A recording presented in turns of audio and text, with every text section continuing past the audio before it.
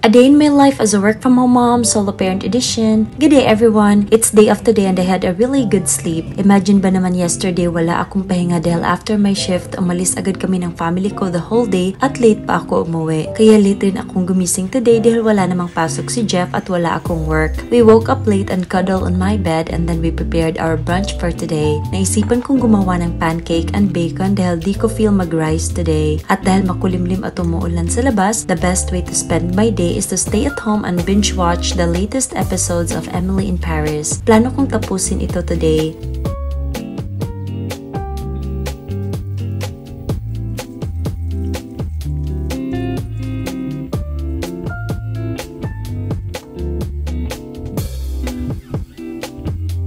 I also sliced an orange and plated our brunch with Jeff.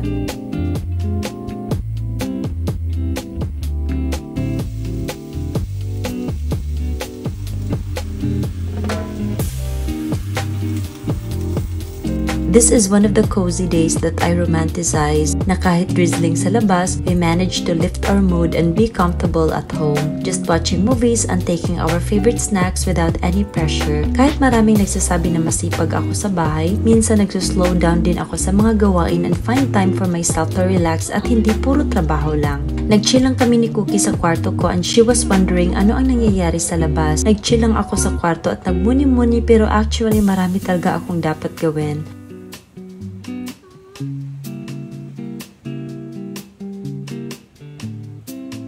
Later in the afternoon, Jeff wanted to make some snacks at nagprito lang siya ng fries. Gusto niyang siya daw ang magluto kaya hinayaan ko na lang siya na gawin ito but with my supervision. Gusto kasi niya na mag-snacks at mag-order sa labas pero kapag maulan, hindi talaga kami nakakabook dahil palaging kinakancel ng rider. Kaya we managed to find snacks kung ano na lang ang nandito sa bahay. I told Jeff na it's my turn naman to watch the series para matapos ko na itong panoorin ngayon. At mga 5 oras siguro ang ginugol ko at wala akong ibang ginawa sa bahay today. Sinabi ko kay Jeff na wag magkalat at ilagay niya ang pinagkainin niya sa lababo para hindi masyadong marumi ang bahay dahil today I don't feel like doing anything. Siguro valid lang naman ang rason ko kasi halos 20 hours rin akong gising kahapon kaya today gusto ko lang talaga mag-relax. Yun rin yung gusto ko na may sarili akong space kasi walang magrereklamo na tamad ako sa araw na ito kahit na pinili ko manood ng TV sa buong maghapon. Nung bandang alas 6 na ng gabi ay saka ko pa naisipan na magsaing at magluto. Hindi rin ako gumising na maaga today para mamalengke kaya kung ano ang nasa fridge yun na lang ang hahanapan ko ng paraan.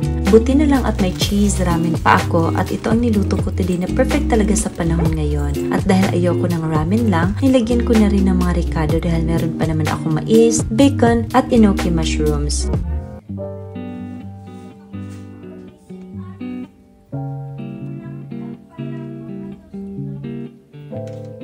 Yung seasoning ng ramen, nilagyan ko lang ng 500 ml na tubig at inilagay ko na sa pot at pinakuluan hanggang maluto ang noodles. Isa ang araw na ito sa pinaka-chill na araw ko. Yung may konting ulan sa labas, humihigop ng comfort food, slow mornings at no alarm clock, you have a good job that pays your bills, hindi nakikialam sa buhay ng ibang tao, focus lang sa goals, and that's how I romanticize my life. Isa man ito sa pinaka-boring na vlog na nakita nyo sa lahat ng vlogs na in-upload ko pero ito rin ang pinaka-cozy para sa akin. After our dinner ay pinagpatuloy ko na ang pinanood kong series at kami lang talaga tatlo ni Jeff at Cookie sa bahay and we managed to be happy and contented. Sa weekdays kasi napaka-busy ko rin dahil kaliwat kanan rin ang trabaho ko at kapag weekends, gusto ko lang talaga itong i-allocate sa pahinga. Ang ganda ng pinanood kong series at hindi ko akalain na nakapunta ako sa filming location ng Emily in Paris at kinatok ko pa ang apartment ni Emily doon. Sayang lang at nung pumunta kami, sarado man ang restaurant ni Gabriel Oy pero masaya pa rin ako dahil feel ko nasa pelikula rin ako. Nakaka-nostalgic ng feeling.